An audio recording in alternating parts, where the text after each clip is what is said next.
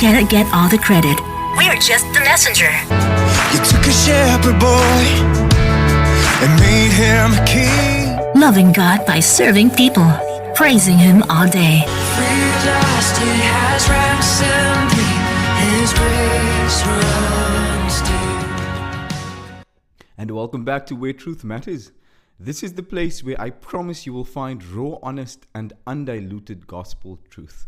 My name is Colin Don, and welcome.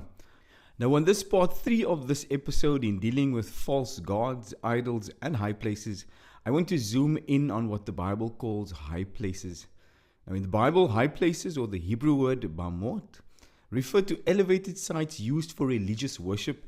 Now, this was typically associated with the veneration of deities, both the God of Israel, who is known as Yahweh, and pagan gods like Baal, Asherah, or other Canaanite deities, which I covered in part 2 and part 1 of this episode.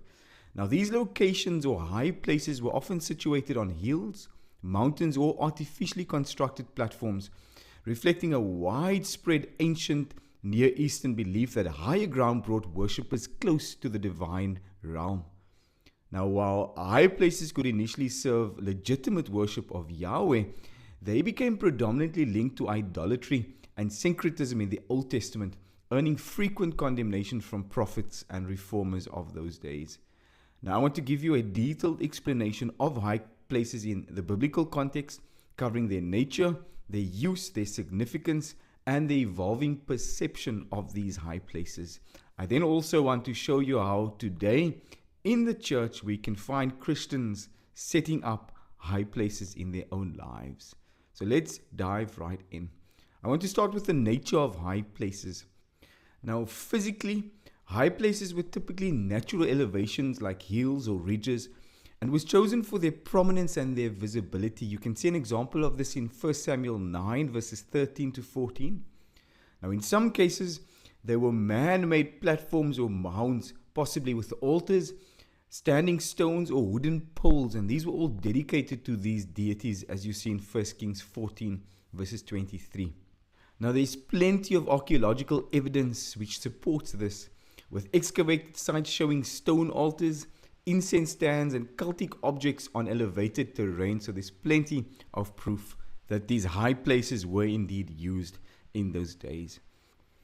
Now, some of the equipment used when erecting or building these high places. In 1 Kings chapter number 3 verses 4, we see that altars were built for sacrifices. We see sacred pillars or stones symbolizing divine presence in Genesis 28 verses 18. And this was later condemned in Deuteronomy chapter number 16 verses 22. Then, as I mentioned in part 2, there was the erection of Asherah poles, and this was linked to the goddess Asherah, often Baal's consort, as we see in 2 Kings 17 verses 10. Then there was incense burners or shrines for offerings, as we see in 2 Kings 23 verses 8. How were all of these used in worship? I'll touch on that quickly. High places served various religious functions in that day, depending on the context and the period within which those practices were performed. Now, let's go back to pre-Israelite Canaanite worship quickly. Before Israel's conquest of Canaan, which was around 12,000 BC, high places were central to Canaanite religion, hosting rituals for gods like Baal, which was a storm god, as I already touched on, and Asherah, which was the fertility goddess. Offerings and feasts and possibly fertility rites occurred there. We can see this in Judges chapter number 6 verses 25. Then indeed there was earlier Israelite use of these high places. Initially, high places were used to worship Yahweh, especially before the centralization of worship at Jerusalem's temple. For example, in 1 Samuel 9 verses 12 to 14, Samuel sacrifices at a high place. Solomon offers sacrifices at Gibeon's great high place in 1 Kings chapter 3 verses 4, where God appears to him, we see in verses 5. Now, this was tolerated due to the lack of a single sanctuary in the early period. Read Judges chapter 6 verses 24. This then became idolatrous worship. Now, after settling in Canaan, Israelites adopted high places for pagan worship, blending Yahweh's cult with local practices, and this we know as syncretism. Examples of this would have been in Judges chapter 2 verses 13, in 1 Kings chapter 14 verses 23, where there was worship of Baal and Asherah. Ahab's promotion of Baal worship at high places in 1 Kings chapter 16 verses 31 is another example of this. Now, practices included animal sacrifices, incense burning, and sometimes human sacrifices, as we see in 2 Kings 23. Now, let's look for a moment at the biblical significance of all of this. High places carry a dual significance in the Bible, reflecting a shift from neutral or positive use to a symbol of spiritual corruption, and I'll show you that quickly. So when we look at the early acceptance of these high places being used in the patriarchal and judges periods, which is the early books of the Bible, high places were practical worship sites where no central temple existed. So they aligned with ancient customs of honoring God on elevated ground. That is why Moses went onto Mount Sinai, as we see in Exodus chapter number 19 verses 3. God called him up to the mountain, to a high place or elevated place. We also see Gideon building an altar on a high place to Yahweh in Judges chapter number 6 verses 26, showing their initial legitimacy. However, it was later condemned, and let's look at why. After the temple was built under Solomon in about 960 BC, Deuteronomy mandated centralized worship in Jerusalem. Remember, he said, "You shall not worship the Lord your God in that way, but only at the place the Lord will choose." You can read this in Deuteronomy chapter 12 verses 4 to 5. High places then became obsolete for Yahweh's worship and were seen as rival sites. Their association with idolatry grew as Israelites used them for Canaanite gods. We see this in 1 Kings 11. And this led to divine displeasure. Now, in 1 Samuel 9 verses 19, if we look at its positive use before it being condemned, Samuel blesses a sacrifice at a high place. In 1 Kings 3 verses 4, Solomon's offerings at Gibeon are accepted by God. So there was positive use prior to these places or high places becoming places for idol worship. Then, if we look at 1 Kings 12 verses 31 and also 1 Kings 13, we see that Jeroboam sets up high places with golden calves to rival Jerusalem. This was a sin that defines his legacy.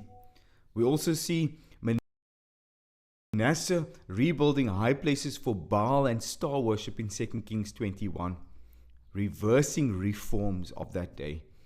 It says that they build high places for Baal in the valley of Ben Hinnom to offer up their sons and daughters to Molech, as we see in Jeremiah 32 verses 35. We also see times of reform or reformation through some of the judges and the kings of that day.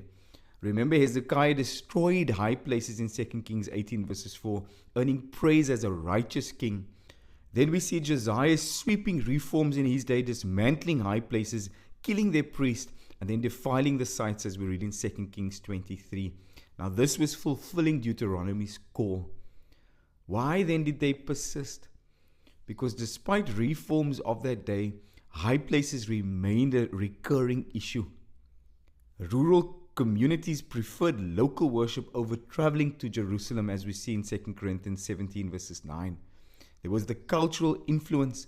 The Canaanites, for example, their practices were deeply ingrained, and intermarriage spread their appeal, as we see in Judges chapter number 3 verses 5. There was also the royal support of these high places.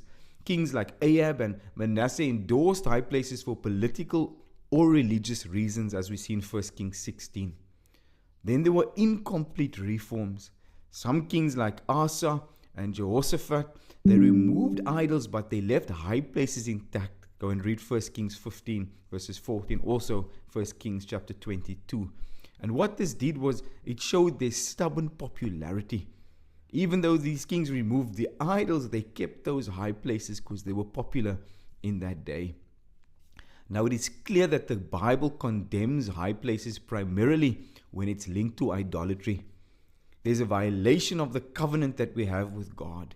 Worshipping other gods at high places broke the first commandment as given in Exodus chapter number 20, and it invited God's judgment, as we see in 2 Kings 17. Then there's this thing called syncretism, mixing Yahweh's worship with pagan rites, the very thing that corrupted Israel's faith in Hosea 4 verses 13, and it's the very thing the New Testament church must be careful of. This idea of high places gave a sense of false power. High place deities were powerless compared to Yahweh, as seen in Elijah's triumph over Baal's prophets in 1 Kings chapter number 18. Yet, these high places were prominent and popular in that day. Now, as I mentioned before, excavations in Israel reveal these high places or sites with altars, standing stones, and cultic artifacts from the Iron Age, matching biblical descriptions. So these confirm their role in both Canaanite and Israelite religion.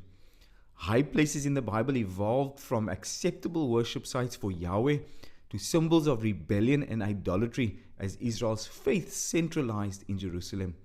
Their persistence reflects the tension between monotheism, that our God is the only true and living God and beside him there is none else, and the polytheistic culture of the ancient Near East, making them a focal point in prophetic warnings and royal reforms. So by the time of the exile, which was about 586 BC, their destruction was seen as essential to restoring pure worship of Yahweh or to Yahweh. Now the concept of high places in the